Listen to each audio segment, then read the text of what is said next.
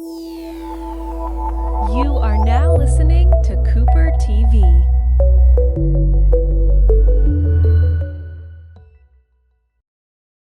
Shit, whole lot of options. Got the copper bins, that's a whole lot of profit. I'm the money man, driver whip it off the lot. I'm the money man, driver whip it off the lot. Boss shit, so many options. Got the copper bins, that's a whole lot of profit. I'm the money man, driver whip it off the lot. I'm the money man, driver whip it off the lot. What's up, everybody? It's Vision. So I wanted to take today's episode and talk to you guys about how things have been going with the Turo fleet so far. So I'm going to cover a couple of things that I feel like might be beneficial for you guys who might be starting out. And I'm really going to be talking a lot to people who are completely blind like myself and my wife, because I think I have a couple of important little tidbits and tips and tricks that I want to give you guys that I feel like will be important when you guys are going after this. So first things first, I'm going to talk about our Toyota Corolla, Karen. So the thing about Karen is she's a commuter vehicle, and a lot of people who get into the Turo game, they start off with wanting to go straight for the sports cars and things like that. But I really wouldn't suggest doing that right off the bat, because although those sports cars can get you can rent them out for like $300 a day. That sounds good, but you got to make sure that the city and the area that you live in is going to support your target audience is going to be able to afford $300 a day. Because if you live in a more rural area where you might not have someone making that type of money to be able to spend on your sports car, you're going to waste a lot of money.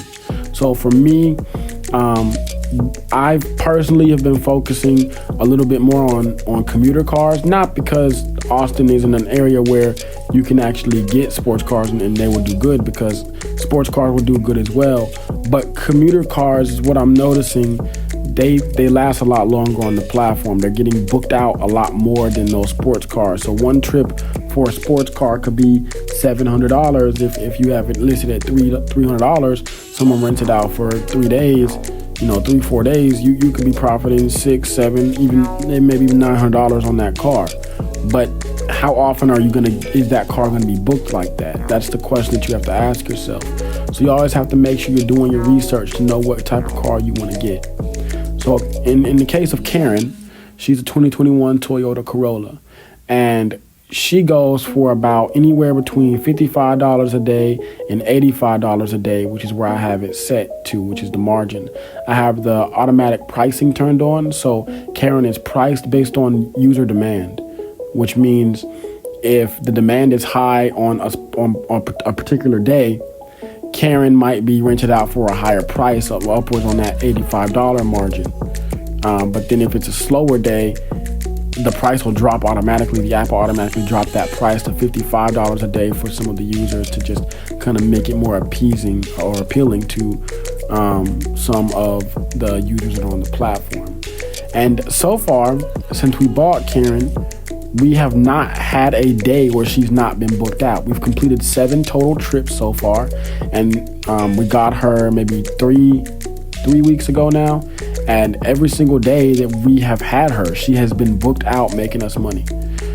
You can see your projected earnings on the app, so I can see where currently we're at and where we're going to land at the end of the month if we don't get any more bookings, which I doubt, because Karen, she has a couple of holes on her calendar that need to be filled up. So, and it does really good with when one trip is about to end, we're getting the next booking before that next trip is over, and we already know, those days get filled up really quickly. So you may look at the calendar and it seems empty right now, but that is just opportunity to profit, because there's always somebody booking Karen. It's not one day that she has sat since we bought her. So that's pretty good. Accessibility wise on the app is very, very accessible with voiceover. There is not any holes that I have found voiceover wise that I feel like you guys should be aware of. The only one gripe that I do have on the app itself is that I don't always get the notifications. They don't always pop up.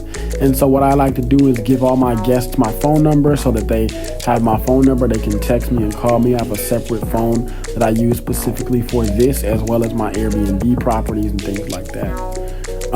So when you look at how Turo works, this is very important. So there are different plans that you can choose to protect the vehicle when it's out on the road. I have the 70-30 on for Karen, and that means that I keep 70% of the profit, and Turo takes 30% to cover the insurance on each booking, which is pretty fair in my personal opinion. You know, a lot of people don't feel like it's fair, but I personally do, because not only does the app need to make its own profit, but they also have to pay for insurance and also have stores off to the side. If anything does happen to a vehicle, they need to be able to pay it out, or, you know, send out the money to, you know, to pay out the claim. So it's important that they have that margin in that space, but still staying profitable. So I understand those numbers just because I do apps, but some people don't feel like it's worth it. I personally think that I might even on some of these higher cars, like as we start getting more sports vehicles and things like that, I might even go with the 60-40 plan split, so I know it's protected, because it's just risky. But when you're looking at which plan that you're going to choose, there's a 60-40, there's 70-30, there's 85-15, and the thing about these different plans is that you're going to get a higher deductible the lower percentage Turo takes. So on the 85-15 plan, your deductible, I think, is like $750. So that means that they will cover damages after you've paid $750, which you don't really want that for, especially if you guys are visually impaired or blind. A lot of you guys might not have like $750 to pay worth of damages. So that's why I say that 70-30 split is a good one to go with. It covers you anything after $250. So that's pretty reasonable, because you can make $250 off of just one trip alone. So that's pretty fair. One of the issues that I had was in the very beginning, all I had was drop off and pick up, which means that they have to drop off the car and pick up the car from a location, whatever location that I set. It happened to be my building. That's cool, but you get a lot more money if you have that delivery option. So what I did was I partnered up with one of my homeboys, McSavage. He's another rapper out here in Austin, Texas, and he handles all of our delivery and stuff like that. So I was able to turn on the delivery option on Karen so that we can capture more of those trips. And ever since then, I get bookings like every day. So I have bookings out all the way till October. I know what our revenue is going to look like all the way up until October. And that right there is gold. For someone, you know, who is blind or visually impaired, this is a great business to jump into, because you have that security of knowing that, I can look at how much I'm about to be making from now till months out, and I'm still getting bookings. Like all the way up until October, I'm still getting bookings. That is really awesome. And this is a commuter vehicle. Karen is a all-white Toyota Corolla. She's a good-looking car, but she's not like a sports car or anything. She's just a car that a lot of people that book her are people who just need her to get around and do errands, run, pick up groceries. I live in a city where it's a lot of pedestrians, so a lot of people use these cars just whenever they need a car to go run their errands and do stuff like that instead of taking Uber. They could spend $300 in Uber running errands all day when they could just rent Karen for $175 for 2-3 days, and boom, now like that's not bad for somebody. People really like that. So one of the things that I will say though is for those of you guys who are blind, the check-in and check-out process, I'll go over that real quick.